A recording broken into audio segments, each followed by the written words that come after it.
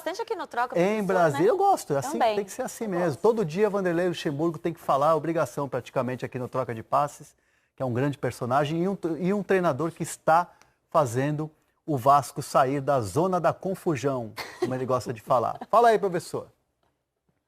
Um clássico muito pesado, um clássico forte. É um clássico que não tem favorito, nunca teve favorito. É um clássico de anos e anos de uma disputa muito acirrada. Eu lembro que quando eu era juniores, nos juniores já era uma briga muito acirrada, continua sendo até hoje. Então essa coisa de tem favorito, não tem, a capacidade de superação ela é acima de tudo o fator mais importante que tem num clássico desse.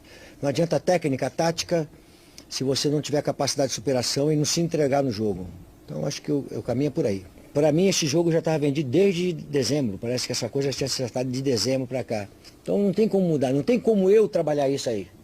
Tem a pergunta, mas não tem como eu trabalhar isso aí. Já está determinado, agora daqui para frente não. Eu quero São Januário, que é minha casa, onde o adversário tem que me visitar, não vai tomar minha cerveja de graça, vai entrar abrir minha geladeira e pegar minha cerveja. Então é outra história, entendeu? Agora não dá para eu ficar discutindo uma coisa que já está determinada e que não vai mudar.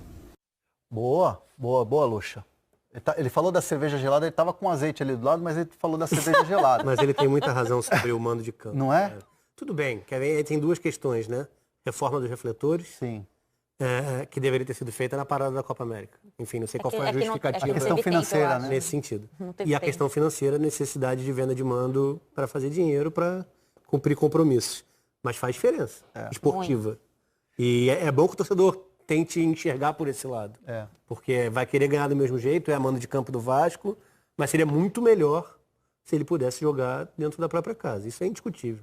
E outra situação que fica na incógnita, né, Ana, não vai ter o Tales. A CBF hoje, na entrevista de manhã, afirmou, deixou bem claro que não vai ter o jogador, que não desconvocou o jogador, enfim, o Vasco não poderá utilizar esse jovem jogador que vinha se destacando, fazendo bons jogos. Perde muito, Ana, ou de repente, por ser o clássico, equivale tudo? Cara, é tão difícil analisar isso. Sabe por que eu acho difícil? Porque se você falar que ele vai fazer falta, ele também vai fazer falta no processo de formação dele estar com os seus pares sub-17 na seleção. Mesmo porque tem um torneio ano que vem que é a seleção olímpica e de repente ele pode figurar... Tem o Mundial sub-17 agora. Defende o campeonato aí na Olimpíada. E, por um outro lado, a situação do Vasco é tão caótica... Crítica. Que ele é necessário para o time. Ele tem feito partidas que ele tem se colocado como um jogador necessário para o que está vivendo o Vasco hoje. Então é muito difícil analisar. Só quem perdeu foi ele, né? É isso. Ele é a maior vítima dessa história. Mas eu tendo... Os primeiros culpados são os clubes. Não se posicionam, não batem o pé contra calendário, deixam o outro reclamar sozinho quando passa por uma situação parecida e quando passa por isso também reclama sozinho porque ninguém vem junto.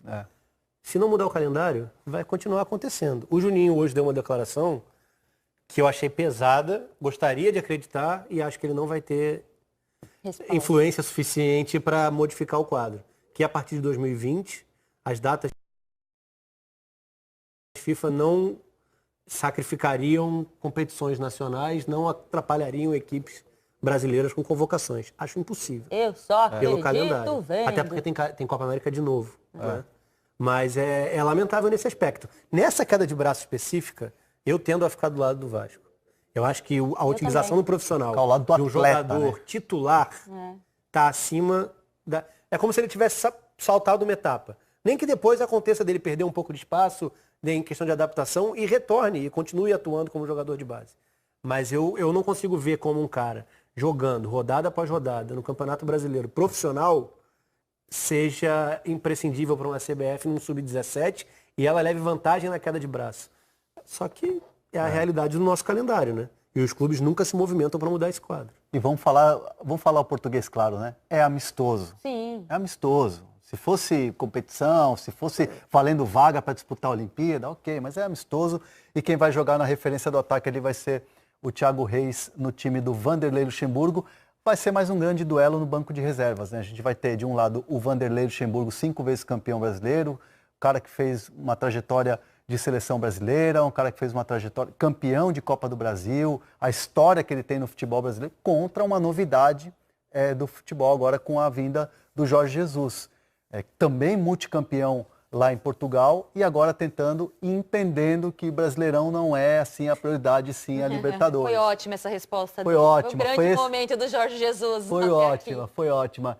E aí, tendo um jogo de Libertadores na quarta-feira, mas aí é clássico, né, amigão? É clássico, vai pra cima. E esse é o peso pro Jorge Jesus. Escolhas que, em tese, favoreceriam um jogo de Libertadores, mas esse jogo contra o Vasco tem um peso diferente no Campeonato Brasileiro. É um clássico. Ele tenderia a achar que o Campeonato Nacional é importante o suficiente, mas ele vai achar mais ainda porque sabe da necessidade do resultado no Clássico. E aí vem uma outra questão. Pela forma como o Flamengo atua, é um jogo até relativamente confortável para o Vasco. Porque o Vasco é uma equipe melhor sem a bola do que com ela. O Luxemburgo estruturou muito bem o desenho do time dele, com um tripé forte no meio-campo, se a gente citar Richard, Raul e Marco Júnior, saída rápida pelos lados, muita mobilidade na frente, sem um 9 de referência, não tem desde a saída do Maxi Lopes. O Thiago tende até a ser um cara mais posicionado, próximo à zaga adversária. Ajudando ali, né? Mas é um time muito bem desenhado. O desafio é a sequência, que isso se estenda até o fim do Campeonato Brasileiro, enfim. O Luxemburgo passou por isso no esporte. Um impacto de chegada positivo, fantástico e uma queda vertiginosa a partir do 15º jogo. E essa é a realidade que ele vai ter que confrontar no Vasco. Mas no clássico específico, é bom que ele possa especular um pouco mais, que ele possa jogar no erro. Porque o Flamengo vai adiantar. O Jesus não vai mudar a forma da equipe atuar, independentemente da equipe que entra em campo. Vai jogar com linha alta, vai tentar ter a posse, vai jogar dentro do campo do adversário e vai ter que se resguardar, porque o Vasco hoje é uma equipe muito perigosa jogando no erro, né? Saindo em velocidade, já mostrou isso contra o Grêmio fora, já mostrou na vitória contra o Goiás, depois de 600 dias sem ganhar fora de casa, 2 anos e fora do Rio.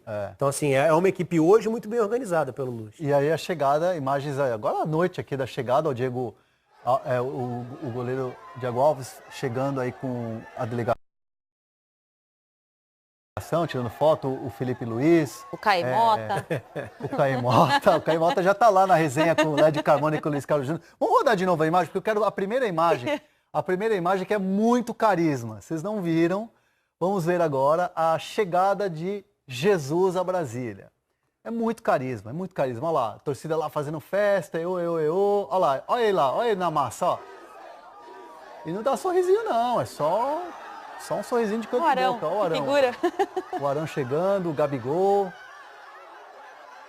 Todo mundo, ó, o Diego Alves agora, essa a gente falou dessa chegada dele, Felipe Luiz. Então, assim, a única coisa que eu fico com a sensação, Brasília, quando tem jogo da Série A, infelizmente os times de lá não estão bem há muito tempo, mas o torcedor vai, o torcedor abraça.